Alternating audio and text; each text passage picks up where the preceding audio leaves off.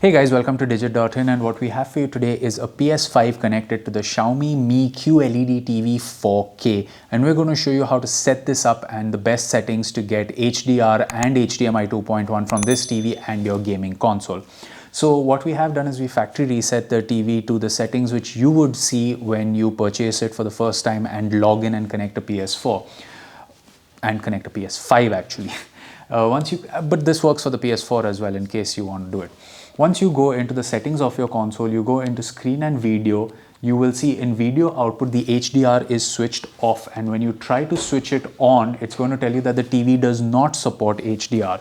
So what you need to do is you need to take the Xiaomi Mi TV's remote control and press the middle button. You have HDMI mode as an option. You can just click on HDMI mode and you get all the options from HDMI 1.4 to HDMI 2.1. You just click on HDMI 2.1 and it's going to change the HDMI settings of the TV.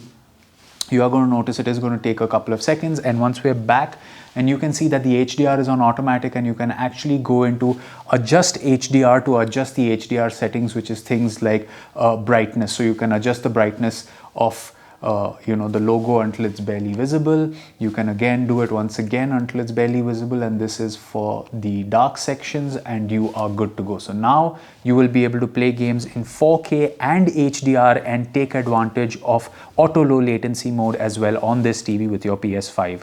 As always, if there are more tips and tricks that you would like to know about the PS5 or the Mi TV, do let us know and we will do our best to bring them to you. Until then, subscribe to the channel, hit the bell icon so you're notified when we upload a new video. We will catch you in another video. It's goodbye for now.